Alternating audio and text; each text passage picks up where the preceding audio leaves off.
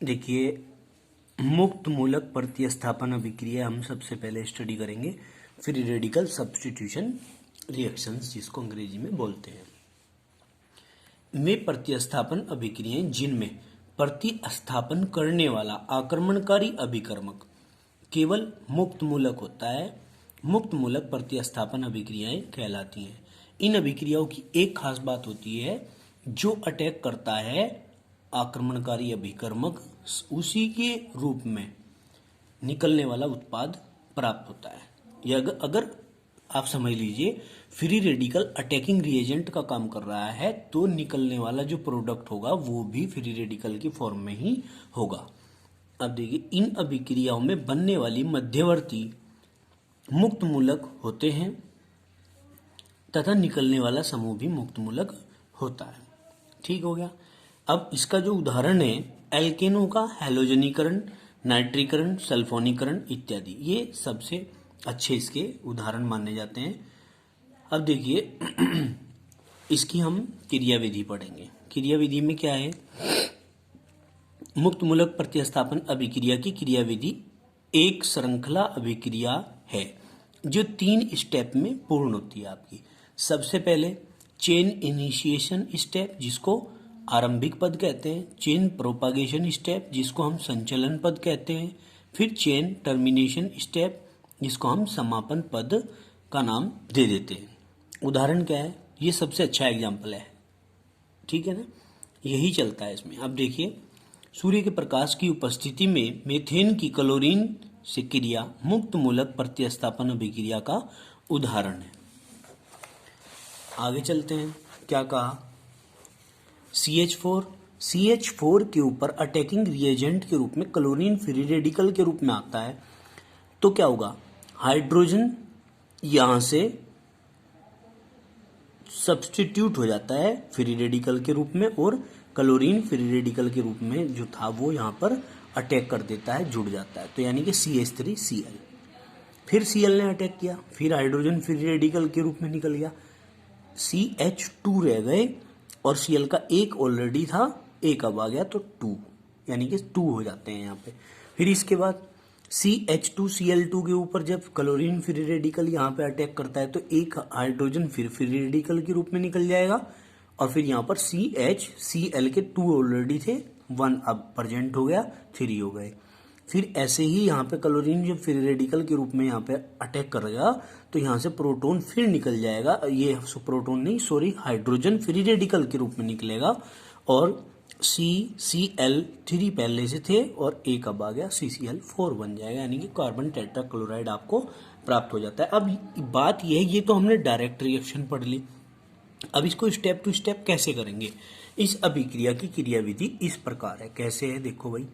आरंभिक पद initiation step, देखिए क्लोरीन है Cl2 प्लस प्रकाश H प्रकाश के बंडल, यानी कि क्या कहते हैं, एनर्जी का सोर्स है, ये सूर्य से आता है H। ये जब क्लोरीन पर अटैक करता है तो क्लोरीन फ्री रेडिकल प्राप्त हो जाएंगे आपको। पहले इंटरमीडिएट बनेगा Cl2, उसके बाद 2Cl free radical, chlorine free radical आपको प्राप्त हो जाएंगे।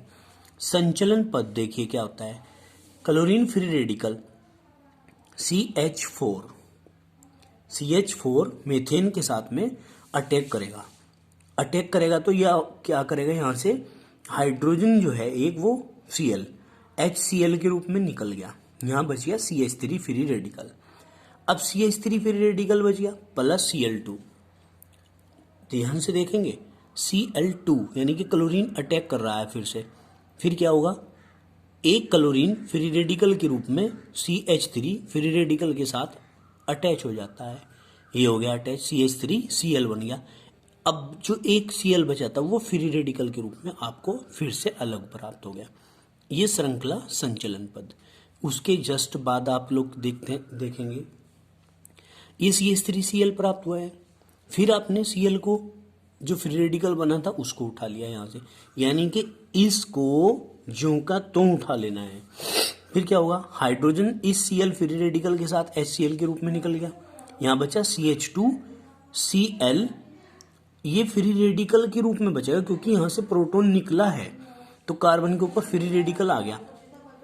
फिर क्या होगा, इसके बाद हम इसको उठाते हैं प्लस Cl2 की फिर क्रिया कराते हैं, तो क्या होगा, एक Cl फ्री रेडिकल तो अलग हो जाएगा और जो एक Cl फ्री रेडिकल बनेगा वो CH2Cl के साथ में रिएक्ट करेगा, यानी कि CH2Cl2 प्राप्त हो जाएंगे। फिर हम इसको ज्यों का त्यों को उठाएंगे, फिर यही प्रक्रम हमारा चलते चला जाएगा। ये हो गया हमारा श्रृंखला संचलन पद। Cl फ्री रेडिकल है, एक हाइड्रोजन निकलेगा Cl के साथ, HCl निकल गया, फिर CHCl2 फ्री रेडिकल और प्लस Cl2। अब Cl2 जो यहाँ है, ये वाला जो Cl2 है, ये Cl2 का एक Cl फ्री रेडिकल अलग और एक Cl फ्री रेडिकल इसके साथ में अटैच हो जाएगा।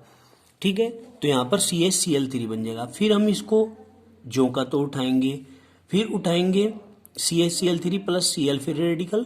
क्या होगा, एक हाइड्रोजन इस Cl फ्री रेडिकल के साथ, हाइड्रोजन भी फ्री रेडिकल के रूप में निकलता है, तभी जाके Cl के साथ में क्रिया करके HCl बनाता है, हाइड्रोजन क्लोराइड बनाता है। यहाँ बचेगा हमारे पास CCl3 फ्री रेडिकल और प्लस HCl।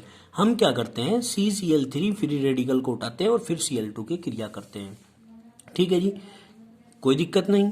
यहाँ से Cl फ्री रेडिकल इस Cl फ्री रेडिकल के साथ में अटैच होता है CCl4 के रूप में, और एक जो बचा है Cl फ्री रेडिकल आपको फिर से प्राप्त हो जाता है लास्ट में।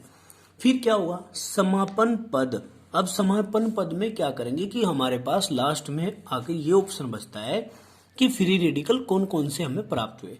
भाई एक तो Cl फ्री रेडिकल हुआ, Cl फ्री रेडिकल के साथ क्रिया करेगा तो Cl2 बनाएगा। एक CH3 फ्री रेडिकल और Cl फ्री रेडिकल प्राप्त हुआ है, ये क्रिया करके CH3Cl बनाएगा, और CH3 फ्री रेडिकल के साथ क्रिया करके C2H6 बनाएगा। और साथ में आपको नॉलेज के लिए ये भी बता देते हैं कि सबसे कम संभावित समापन पद है ये बनने की गुंजाइश सबसे कम होती है, संभावना सबसे कम होती है। अब देखिए कुछ इसमें प्रमाण दिए हुए हैं पक्ष में, वो समझ लीजिए। ये अभिक्रियाएं सूर्य के प्रकाश की उपस्थिति में होती हैं, अंधेरे में ये अभिक्रियाएं नहीं होती हैं। फोटोन के अवशोषण से प्रथम पद में अभिकर्मक अणु में समविदलन के द्वारा मुक्त मूलक बनते हैं, और आपको पता ही है जब फ्री रेडिकल बनेंगे तभी ये रिएक्शन होगी। फिर कहा, यदि अभिक्रिया मिश्रण में मुक्त मूलक उत्पन्न करने वाला कोई अभिकर्मक जैसे टेट्राएथिल लेड मिला दिया जाए तो यह अभिक्रिया प्रकाश की अनुपस्थिति में सामान्य ताप पर भी हो जाती है। देखिए कितनी काम की बात है ये, कि अगर हमने इसमें टेट्राएथिल लेड मिला दिया तो फिर यह अभिक्रिया अंधेरे में भी हो सकती है।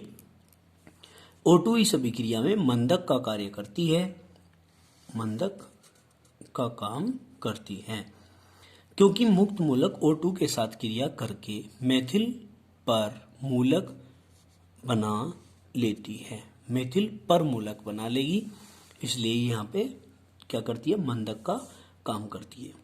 ये फ्री रेडिकल सब्स्टिट्यूशन रिएक्शन आपकी कंप्लीट हुई। अब हम आगे पढ़ेंगे न्यूक्लियोफिलिक सब्स्टिट्यूशन रिएक्शन।